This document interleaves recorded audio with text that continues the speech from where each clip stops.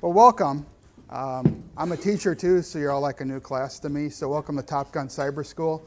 I'm going to cover a bunch of topics, the top three, but let me tell you a little bit about myself, okay? You're probably thinking like, what's the guy doing in government? Well, kind of haphazardly. So I handle both the physical security and the cybersecurity for the building. It's built with a couple of buildings themselves. Government, I work for the detention center, which is 24/7. I also do stuff for the court system. So we all do virtual courts. And you can just imagine some of the videos that have been up there with some of the people that attend court, with their shirts off, with all kinds of fun stuff. So, I've worked for them for 6 years now. I've been teaching for 12, and I worked for T-Mobile for a while. And I wanted to professionally thank them for sharing my information on the dark web.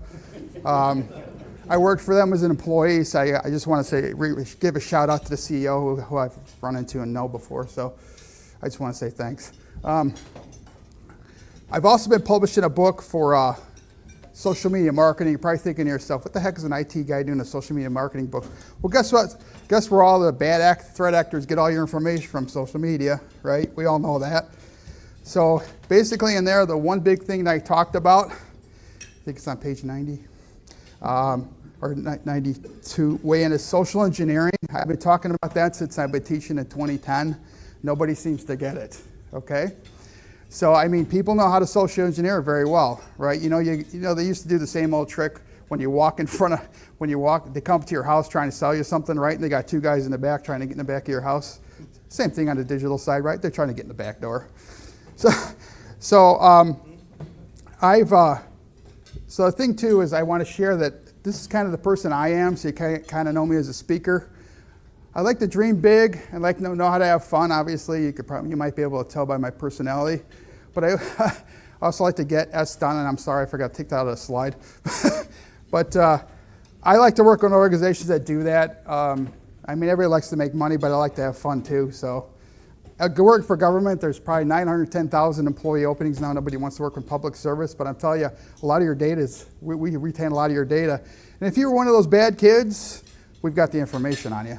So you don't want to let that out. I'm not going to point anybody out, but So anyway, so that's about me. I don't like to spend a lot of time doing that. And then what I like to talk about, since I'm a teacher too, communications do break down. I found this slide and I thought it's pretty interesting. 3 people, 3 lines. Down you get a 14 and 21 lines. And I think that all of us in this room, being in the cyber field, are evangelists. We always have to preach about how important it is to protect your information, and nobody wants to believe it, right? Spent a lot of time doing that, but I put the pictures up there to visually give you an idea that, hey, communication is complicated. You don't even want to know on the government side. It's like, anybody see that Game of Thrones series? Well, they're separate kingdoms within government. Trust me, okay? So you got to build trust, and you got to build thing, and sometimes they want to destroy you. Okay, so let's go on to the next slide and talk about what the mission is, because everybody see Top Gun in here? Everybody? What'd you think of the movie, by the way? Good? Anybody get yelled at like he did from the officer, just like he got yelled at when they said he couldn't do it? Anybody get yelled at like that? I have. Okay, well, obviously our mission is zero trust, and that terminology is the big thing right now because of Kindervag, and I've spoke with him a couple times, and him and Chase Cunningham. He's proven the theory, but it's taken him a long time to spread the word. And believe it or not, we all know that we all have different older tech stacks, different security stacks, all kinds of different things. It's a hard process, right? Everybody thought to connect everything all at once and forgot about maybe want to secure it, right? Who puts their washer and dryer connected on their home internet? Anybody? I don't, but I know some people that do. I don't want to know when my clothes are done. Who decided to spend money doing that, really? And don't even get me started on the GPS chips they're going to want to hack into, really? So some of the threats are deep fakes. That's becoming a big thing, and next slide, I'll have an interesting character we may recognize or not. Ransomware and phishing, right? Because they figure they can social engineer you and get to you. Most people, you're busy, right? You get to work, depending on how much traffic is, or if you fell sick that day, you're not thinking. So that's when they come and get you. Even people that are smart about doing this have gotten basically taken advantage of. We back in 2016 got a ransomware hit. It took out our email server. But you know what? Most of the people were actually happy. They said, how much longer can you keep it down? so I was like, okay, interesting. It didn't hit anything else, thank God. We also got another one that, ironically enough, hit later on. With the Black Kingdom, hit the Exchange vulnerability because the other kingdom didn't decide to update something on the Exchange server. So we're getting fished more than Cabela's does. So the weapons we have available at our disposal obviously are people, process, technology, and obviously education, right? And education sometimes has to be more one-on-one than it is broadcast or it is through. Anybody ever go to school and be bored to death? Come on, you raise up. I'm a teacher, right? You get tired of listening to this, okay? So, and the other thing I want to cover too is where the heck do we find our top guns at? I mean, it's hard, right? Anybody have problems finding people? A lot, right? Okay, well, I'm going to teach you some different things, and we might want to think about as far as sourcing people. Of course, our goal is to eliminate malicious actors' ways and means to get into our systems, right? God dang, how do they make more money than we do? That's what I want to know. How do they do that? And oh, by the way, oh shoot, I kept that aside. They typically don't have certifications. I'll be darned. And they're finding ways to crack in our stuff without a cert. Something you might want to think about when you recruit employees. So I'm going to go to this. How do I get this to play? And this. Now, this is an example of a deep fake. What do you think that is, by the way?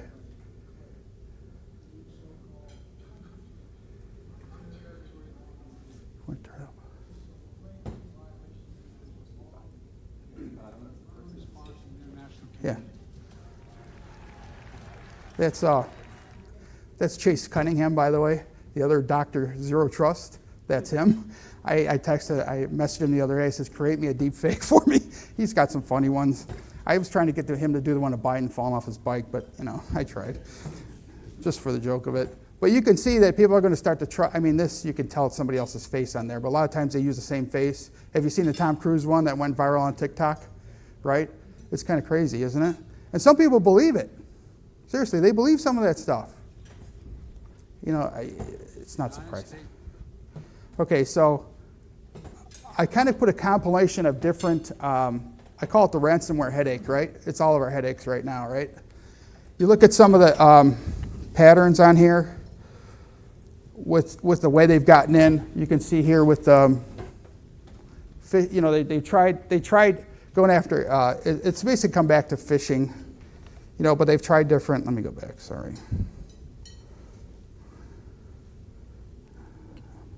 Sorry, look at me. Tech guy flopping up his presentation. So I just highlight some different things where the patterns are coming from. Number one is the majority of all malicious data are from social engineering and phishing, and I've talked about it in my own publication, or manuscript, back in 2018. People still don't get it. And then not patching internet accessible software. And I don't understand that part of it, to be honest with you. I don't know what you guys think, all of us combined in this room. Why is it such a hassle to patch some of the software? Does anybody have an idea? Because I don't have an answer. Because they're getting us, and I know stuff changes quickly, but our priorities change, but that's why I'm saying ripping the Band-Aid off. We're not really doing some of the things we should do. And then, of course, under the CISA, and if you could read this here, and I'm sorry if it's too small on the slide, make sure your backups are there. How many people have tested their backups recently? Okay, good. Has it taken longer than you thought to restore something? Yeah, longer than right? It takes way longer, right, than you ever thought. I was doing disaster recovery plans back in the late 90s, okay? And nobody thought anything was going to happen. I'm talking some real bit. I worked for Aon before, and they thought, well, nothing's ever going to happen. Hurricanes, floods, everything like that. Oh, don't worry about it. Don't worry about it. Well, what are you going to do if the system goes down? Oh, we'll figure it out. Even T-Mobile itself, in its infinite wisdom, that shared my data again.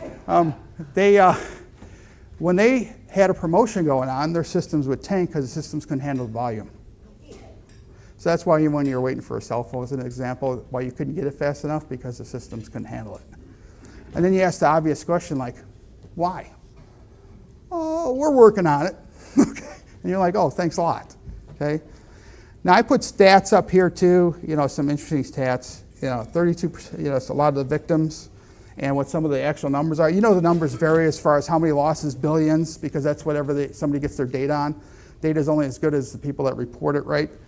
And the interesting part is that the other side of it is we're losing all this money, and I wish that money be going to my paycheck, don't you? Right? I mean, I wish I was getting some of those big bonuses those threat hackers got, even though some of them are big companies, obviously, right? So then you look at some of the cybersecurity stats, and you probably read it faster than I do, but 61%, we're all understaffed. Okay, and I'm going to kind of address that. Now, and this is just to bring up the whole ransomware issue, and then, of course, part of that is the MFA, and then you've had executives say that, it's going to solve 99% of the problems, and if you watch any Roger Graham stuff, he's got ways to hack around it. So again, it's like buying a technology, installing it, and then not following up to make sure it does what it does. Okay? And it's very difficult to do that. So, I don't know these things either because I don't go in and hack them. I don't have time. But I mean, I look at some of the people that do that. They can bypass MFA, which, they do the man-in-the-middle attack. You guys have heard of all that before, right? They put something in the middle and they're able to get to all the credentials, and then they get the passcode, and it all comes through, right? And obviously, I only pulled a couple things from him, and I gave credit to people that have quoted things, so I don't take it as mine. A strong human firewall is the best line of defense, right? And it's a big problem. I mean, I know before is really good. It's one of the best cyber learning management systems I've seen out there. Anybody got any difference of opinion on that? I mean, how about yourselves? How do you educate some of your, some people in your organizations? How do you do it? I mean, it's tough because I've heard of organizations taking and then, if somebody clicks on a bad link and then they penalize them, oh, that works all the time. I work in a detention center. They detain kids all the time. Does it stop them from doing the stuff when they get out? No. So you think the thinking changes? It does not. Okay? I'm just to let you know that. Now, if you see on this slide here, hackers are routinely cracking about 12 characters or more successfully, 18. I mean, it's going to get better. You got to use something that's automated. But can you think for 1 second, a user out there, how hard it is for them to go try to find a password manager, get it in place, and then try to install that and then come up with their own passwords? I mean, a lot of people in your organizations, how long are their passwords on average? Anybody? 8 or 10, right? Yeah, it's not that big. And they're not a passphrase, right? They're just like, and they keep changing it, like 1, 2, 3, or 4, or 5 at the end. Yeah, password. 1, 2, 1, 2, 3, 4, 5, 6, 7. And I've seen that with vendors too. So, so what you got to realize is that some of the technology is good, but if it takes a lot to install it and train people how to do it, it's not going to work. Let's just face it. So that's why passwordless has to come down the path.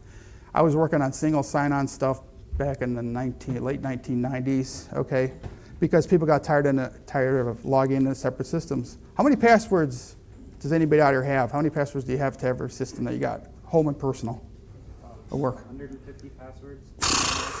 How do you keep track? I use a password manager. Oh, do you? Yeah. Okay, thank you. Thank you. Well, you have to. How can you keep track of that stuff? I'm lucky to remember where my stuff is, in the house, right? Or if you're those of us that are married, right? You have times finding your stuff when your wife puts it in the wrong place, right? So imagine trying to keep a password. Anybody else? So there's also, so I'm going to the next slide and cover real fast, is the NIST has a digital identity guidelines for authentication and FIDO.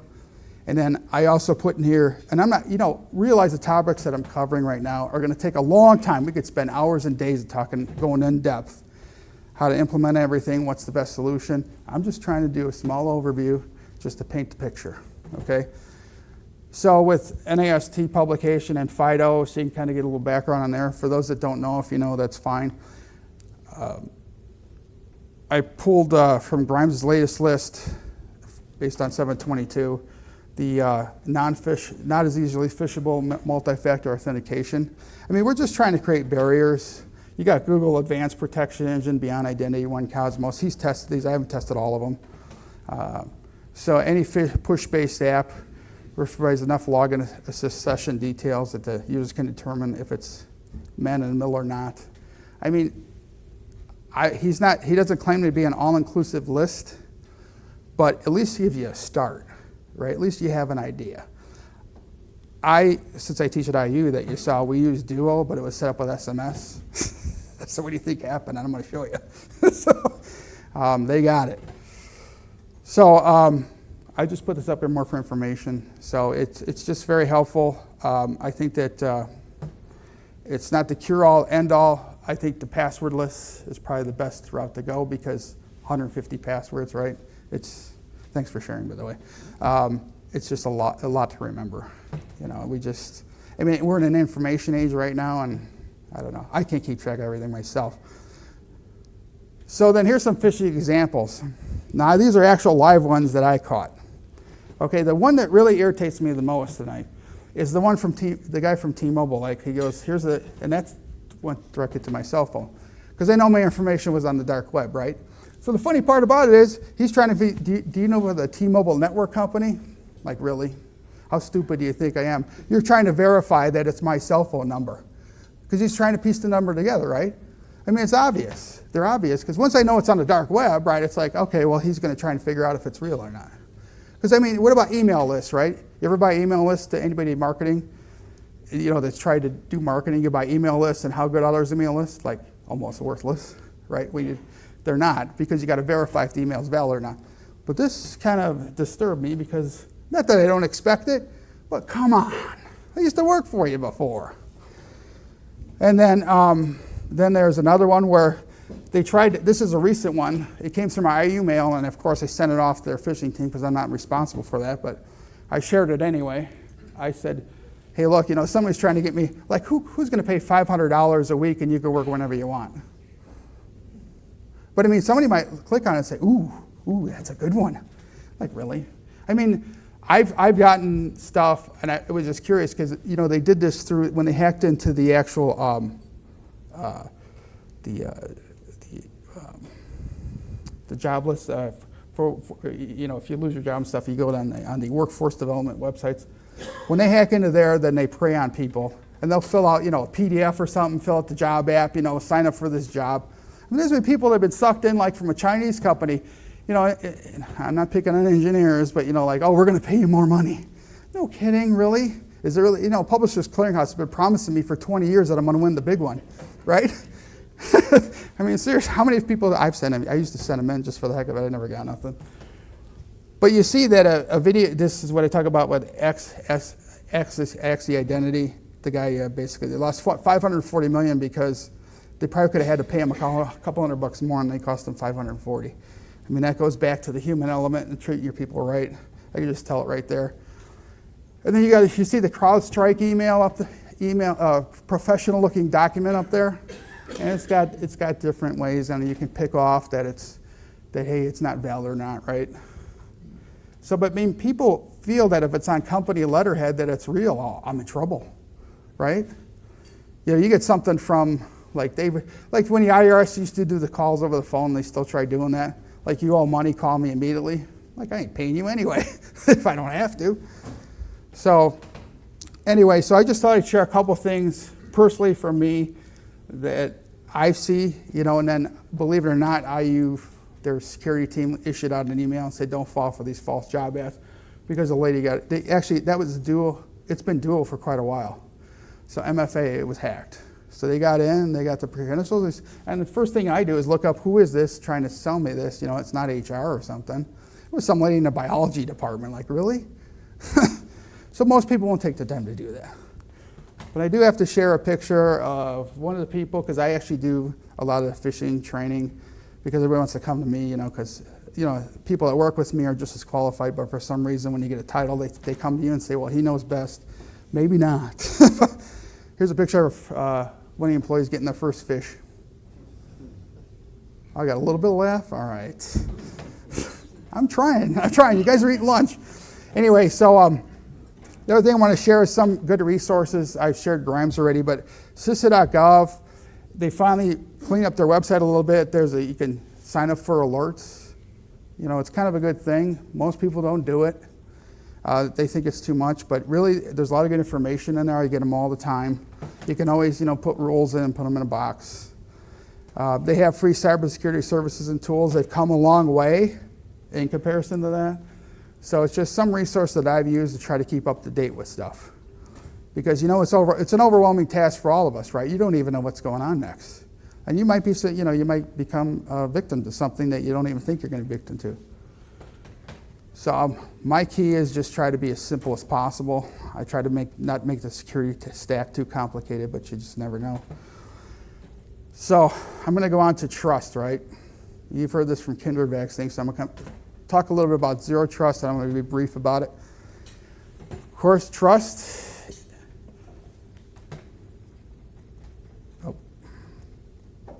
Sorry. Is a dangerous vulnerability that's exploited by malicious actors. Okay, we know this already, but a lot of it, we can't keep up with the vulnerabilities because we still have a company to run. I mean, we've got teams that got to keep systems up, right? You got to make sure, and then the normal questions that happen, password lockouts. I mean, what's some of the most common questions that the people that you support in your organizations ask on a daily basis? Is it password resets? Is it things not working right? It didn't do an update? So it takes time out of your staff's time to do that. So I'm going to cover a little bit about the zero trust design principles, okay?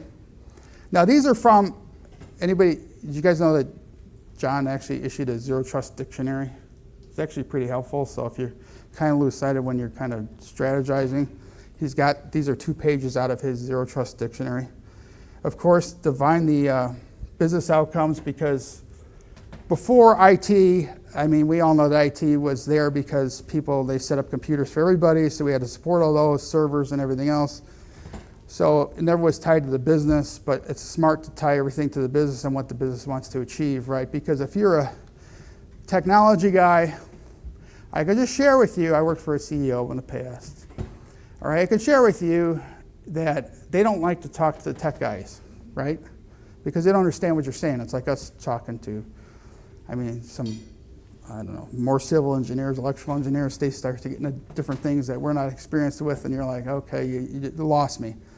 These guys are pretty smart, and they haven't gotten to those positions because they're not intelligent. They've gotten in there because they're very business smart, so you have to tie the business smarts into why you need the technology security smarts. But it's a trust issue too, because believe me, those guys get solicited all the time for everything, right? Because they know they got the power of the pen, they have a sign-off authority, so they're getting solicited by vendors all the time. So they're hoping that you could come there and give them some clarity. And I'm emphasizing the business process part because you got to understand the business side. It's come to that point where and I'm overemphasizing this because I understand the business side because I came from that side, and I teach out of a business school. But it's very important, okay? And then obviously, log all the traffic, determine. Now the biggest thing, determining who gets access, right? Before we were told just to give everybody access to it because they need it. Even if you ask questions before in the past, in my own experience, they need it. Well, why do they need it for? Well, I don't know, because they requested it. Well, why did they request it? We have to take more of a due diligence with that. Because now it's not the same like it was 5 years ago, right? So, no, in the 5 steps, I'm going to transfer over the 5 steps. So that's a basic 4-step framework. But the 5 steps, define your protect service, right? So what are you protecting? If you're a large organization, it's hard to figure out because different organizations, different groups within a company have a system that they use. Like in my situation, the courts use a case management system, but the bookkeepers use a financial system, right? So they don't care less about the case management system, but the bookkeepers care about the finance system, and so do I, because my paycheck comes out of there, right? It's obvious. So I'm going to make sure that's protected, right? Email, like I said, I think if the email server went down for a few days, they'd probably be happy. And then, build a zero-test architecture, and you read through some of the steps there, so I won't be very lengthy on it. But I find that the biggest obstacle that I've seen so far is defining what the protect surface is. Now I'm going to share with you this unique slide that's next, that's some people's interpretations of the protect surface. So you can look for yourself. Now I put these up to be funny, just because, I mean, seriously, the guy putting the Coke bottles around himself, you think he's going to save himself some drowning? But that's some of the mentality that you got out there, right? These might be some of the people that you're dealing with. Okay, I just thought, put a little humor in there, like the tent there with multiple coverings and padlock and the actual flip-flops. Yeah, we've all seen crazy stuff like that. And of course, the one with the shopper there, that's a Walmart shopper. That's protecting from COVID, right? So anyway, so I thought I'd share the funny part of the side, but these are some of the users typically that we may have in our organization that we don't know about. So I'm going to show you how the pros do it. Okay? So this is how they protect the president. Now this is shared from John Kindervag's slide. But there's the outer protect surface, right? You got the guys kind of peering around to see what's going on, see if there's anything goofy going on, right? Then that's the perimeter. The protect surface is the president, right? What they do with the president is they know there's probably the kids, the wife of the president, and the driver. They know who's in there at all times. So these 4 guys, unless you have specific permission to get in that car, they're going to get shot on the spot because they don't trust you, right? Why would you be coming up there anyway unless you had an appointment, right? So this is how. I'm just correlating the two in comparison to, and then of course there's a micro perimeter around there, just kind of giving you a way that the physical security is done. The same steps should be done on the information security. Now what we're slowly trying to do is I'm trying to get people to migrate their data offline, so that if their machine gets a hit, we just kill the machine. I'm not even going to research it it's not even worth the effort. I mean, the people that take the time to research it obviously is too much money, right? It doesn't make any sense. But you have to protect your assets. We haven't had to do that before. We did it in some capacity, as I stated before, on a disaster recovery plan. They thought the assumption is from any other C-level executives is that you've got that data somewhere and you'll find a way to get it back. Well, we don't know what your data is that you need that's important. Does anybody know here every system and what data is important, what's not? My first job out of school was I became part of the data dictionary, defining what the data dictionary was. And everybody had different like for name field they got, address they got, for any other fields, they had no idea. There were separate. Marketing was using one field for one thing, financial was using something for another thing, marketing was using something for something else. You just got to know. So we can't know. So we got to rely on the people that work with us. So the other thing too is, and I'm going to get off the zero trust thing, is that it says, what if only, you're familiar with the Enigma machine. They said it would never be cracked, right? The imitation game. It was about, the guy that was a mathematician, and they didn't think he could figure it out. The Tor browser was not supposed to be able to be crackable, and it got cracked. So what I'm trying to share with you is that stuff that you think is non-penetrable right now may not be in the future, So we might have machines trying to have it figured out, and basically back in the 40s, had we not cracked the Enigma machine, we would be speaking all German right now, most likely, right? So I just thought I'd share that, but eventually it's going to be, you're hearing about AI and everything, and then you're talking about quantum computing. So I thought I'd share a funny graphic of the current state of AI. You see it's got a tiger there, and there's a context, and if you look closer, it doesn't look like a tiger, does it? It's going to get there, right? Eventually, but it's going to take some time. You can't expect machines to think like humans, right? So to rely on that, you just got to give it some time. Now, this is Ron's theory of when I think people will take total cybersecurity seriously.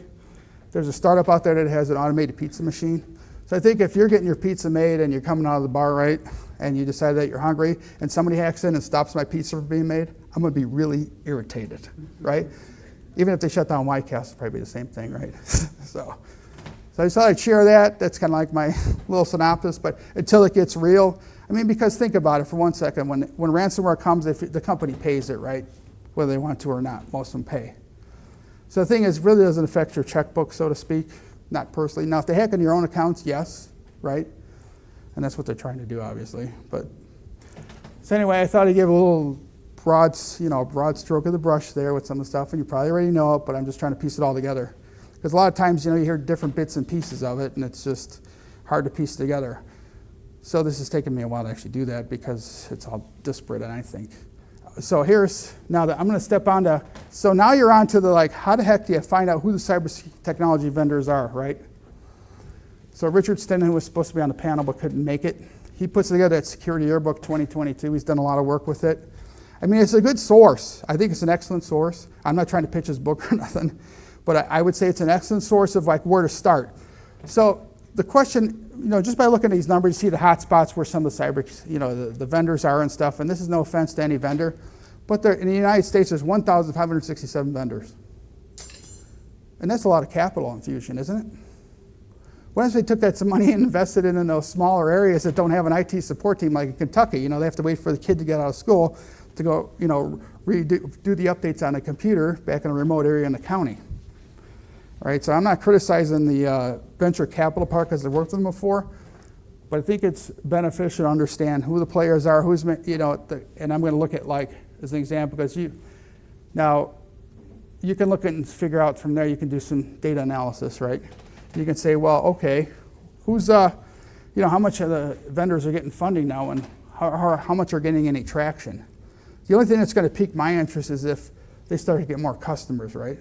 Because this isn't a big risk if you hire a technology company, that's unknown. They may have a really good product, but you're taking a risk, right? Because you have existing products that you have in place right now. They may not be 100%, okay, where they need to be. Obviously, the human element is a factor, but this kind of narrows it down, so I figure it'd be a good source, a good resource. Now, from what I understand, I think it's like $12,000 to get access to the database for a year, which to me I think is pretty cheap. Because I sound like I'm pitching and I'm not, but if you look at the time it would take to go there and do a demo of every vendor that you're interested in and spend the time to do it, schedule it out of your schedule, you got it right at your fingertips. I just think it's a place to start. It's not telling you what you got to use, but then you start thinking about what makes sense, right? So now I didn't want to spend a lot of time on that. It's just, again, a broad stroke, but it gives you a start.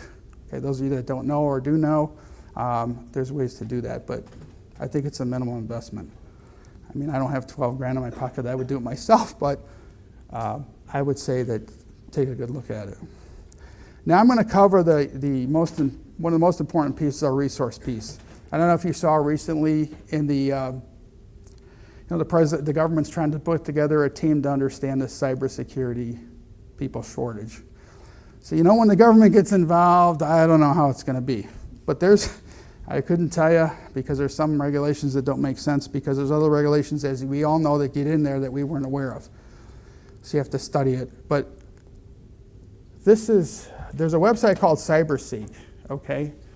It kind of shows you overcoming the workforce gap starts in data. You can look at the statistics yourself. I'm not going to read them off. But you can see that it just shows the huge gap of people that we're having to find. Now I think and I'm going to cover what I think is kind of two steps. The biggest thing is there's disconnects all over the place, right? And I look at the top 10 security, according to CyberSecurity, the top security job titles are cybersecurity analyst, which is a big one, right? Software developer, consultant, pen tester, cybersecurity manager, network engineer, systems engineer, senior software developer, and systems administrator, right? Those are the top 10 to recruit for. Now the thing is, on this slide here, can somebody look at that slide? And I got the question mark there. What glaringly comes to your attention? What data on there? Look at the amount of, and I'll kind of feed into this. The jobs requiring the certification versus the actual people that have certifications. Watch the arrows. So look at CISSP, for example. What do you think it's telling you? How many people have CISSP designations on there? Anybody? I'm sorry, yellow shirt, I'm sorry. Back there. 94. What's the number? Oh, you can't, I'm sorry. Anybody close here can read it? Is it 137,000? I think I'm reading that right. Yeah, for the actual openings that require it, and how many people have the certification? Huh? 94? So do you think all those 94,000 people are employed? Would it be a fair assumption? I'm not. Huh? I'm not. Yeah, right, right. Yeah, I know. I'm just bringing up the obvious, you know. So why are we requiring 130? How are we requiring a CISSP when there aren't out there? It's like saying I got a minivan. So it's saying I want to put a Hellcat engine in it. What's the odds of that happening? I'd want it to happen, but it ain't gonna happen, right?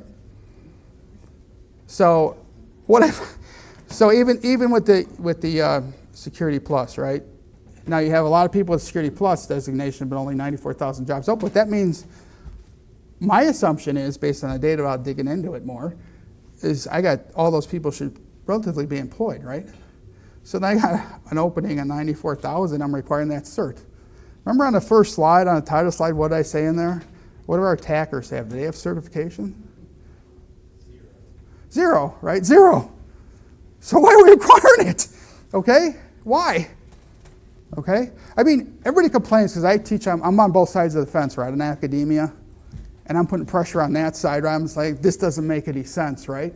So I want something that's practical, but I want to learn about some other things too, but I want to know what skill sets I needed to be able to find a job, right? Correct? And that's what when you get somebody that comes in that's new, they got a computer science degree, and you ask, or better yet, they say they're a Microsoft Office expert on their resume, and you ask them to pull up a spreadsheet, they go, huh? Weren't you certified in this? Yeah. When's the last time you touched a spreadsheet? 2 years ago. So it's changed, right? Because Microsoft changes Office every 3 years, right? So then it changes, and people don't know where the buttons are and how to use it all, right? So here's what I see. There's huge HR-IT disconnect, and we're going to talk about this in our panel discussion, right?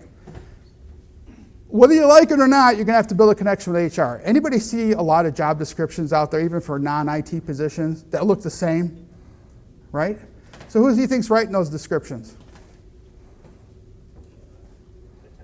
Yeah, it's a template. They cut and paste it, right? That's why you see some stupid, irrelevant stuff in there. They don't even know what they're doing on a daily basis. But you know what happens is, I need people. I need them now. Okay, what do you need? They give them, whether the list is system administrator. So then they pull some stuff and throw it out there. Here we go. Where do you think you're going to get with that? Nowhere. All right. Poor job description. I covered that with that. Don't tie the position to certification. Use the NICE framework. That's one place to start. You don't have to use it. Anybody got a Six Sigma certification in here? I do too. Don't you think that's one of the best ones a cybersecurity analyst should have? What do you think? Yeah. Why? Why would you say? Because it's about process. It's about process, right? We talk about people and process. When they go to some people make a decision, like the finance guy decides that I don't like this accounting system because I can't pull my numbers out of it and I can't get a report, and then somebody comes in there and flashes them some cool slides, right, and say, here's what you can get out of the system. Well, you forgot to ask how the numbers get in there to begin with, right? They don't do the workflow. We're doing that right now on the county side. It's just amazing to me. But anyway, it's like a boat without a rudder. But so I'm sure some of you can relate to that one. And then, of course, there's high expectations. Okay, you're expected to be able to come in, a master's degree, coming in and making $80,000 a year. Okay, well, what do you think they just spent to get that master's degree, right? And I understand everybody's got budgets. You want to see it on the governmental side? You guys roll back in your head. You'd be like, what? Okay, so you want to consider non-traditional, non-certification hiring. Look at some of the programs that are out there. That's why I have Ray coming in from IIT in Chicago. I met him at a conference. They have a good cybersecurity. There's a lot of cybersecurity programs out there that there are feed to different companies that they don't tell you about. Okay, so you have the believe me, as an instructor too, I'd be more than happy to bring in one of you into my classroom and talk about what the real stuff is that goes on. Not what it says in the book that the PhDs wrote that want you to buy to get a kickback on, but I know how the game's done. So I want you to talk about what are the real issues, what are you facing, so how can me, as far as being a teacher, how can I teach them something that's beneficial to you? That's the whole idea, isn't it? Right? That's why you're supposed to get a degree. Okay? Tell me what the real stuff is. That's why I call this rip off the Band-Aid. Let's be real, okay? This is what's really happening, okay? I have 40,000 tools in here and nobody knows how to use them, right? Not all the time. So, and then, of course, I'm emphasizing, stop expecting every new hire to have 5 years in cyber. I didn't know this till I was able to see these results. So there's some way to tabulate them, and I understand what the issue is. Because you don't know if you're putting a job ad out there, you're thinking like, well, maybe there's somebody who's got that skill that's looking for a job. Then you kind of know you got to put the numbers together. What do you think another skill set might be beneficial on the cyber side, besides, like I mentioned, with the Six Sigma Green Belt? What do you think another one might be? Mathematics and logic. Yeah, think and logic, right? So why would you say that? Because you have to have mutually exclusive, conclusively exhaustive coverage. There you go, right? So they can think. Math teaches you to think, but the nice thing about math, there's always an answer usually, right? Some of the stuff there may not be, but usually there is. But no, it's absolutely right. At least you can postulate a theoretical That's correct. That's absolutely correct. So I would say people with data analytics skills, right? Because what are you doing? You're taking data, you're trying to figure out, what your threat is. You're taking that data and trying to figure out where the vulnerabilities are. So I believe in this room we are a smart bunch of people. We just have to get together and collectively figure out how to be 3 steps ahead of these guys. That's my goal. Because I think that everybody has a unique situation at the organization they work at, right? So if we share that knowledge collectively, and I sound like I'm selling something, but I'm not. But that we can share that information, and if I'm not here to collect data or be a vendor or nothing like that, it's just that so we know how to combat it, right? We know what to do with it. Because we all have experience in here that we probably haven't shared, right? I think it's important that you share it. If people are embarrassed, right, if you get caught, I mean, how many instances have been there right now that they've been ransomwared and they hid it because they're afraid to share it, right? So what? We got burned. But what do you want from me? You didn't give me a budget. You didn't do this. You didn't do that. Let's be real about it. So we screwed up. Big deal. So how are we supposed to go move forward ahead? We got a big one with those chips, right? The GPS chips that's being used everywhere. That's a big one. Okay, people are relying on that. Now, if they're going to get in and start and hack cars, that's enough of that. but I mean, that's a big issue. That's another one. Every day we find out something new. But we have to be, look, do you think these threat actors are any smarter than we are? Anybody? Do you? I don't think so. I think without even knowing who you are, I'll try to get to know all of you, but without even knowing who you are, you guys know what to do and what to stop it. But you may have to go up like in Top Gun, and have the guy that you report to start screaming in your face, right? And start yelling at you, I don't need that. Well, then you fix it. You tell me what to do. Okay? So I'm going to leave you with this. Your plane awaits. So it's your turn to get in that plane and lead that Top Gun squadron and go in and take them out. Because I'd rather take that money and put it somewhere else.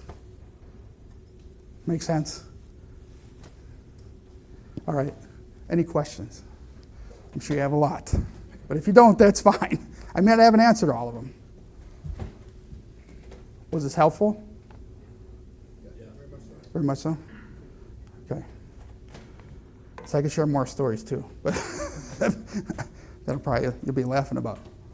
But yeah, unfortunately with my position too, I get called with the physical security, but what's nice about the physical security, especially with these badges? I can see at any point in time when you scan this badge, what time they entered that door, what time they exited that door, and where they're at. So I can follow patterns of people, right? I can see it. Why can't I do that on the stupid computer side, right? Why can't I see that same info? They built systems to do this, and you can bypass that. I actually went to a class with a guy that, one of my first security classes that I went to, and he got busted at FedEx for running a ghost payrolling system. It took him 2.5 years to find him, by the way. So he did cybersecurity consulting in Chicago, and I can't verify all of this, but so they said their IT department had everything locked down. You can't get to our systems. So you know what he did? He went there as a pizza delivery guy, found out where the servers were, and took the server in the pizza delivery box. Okay?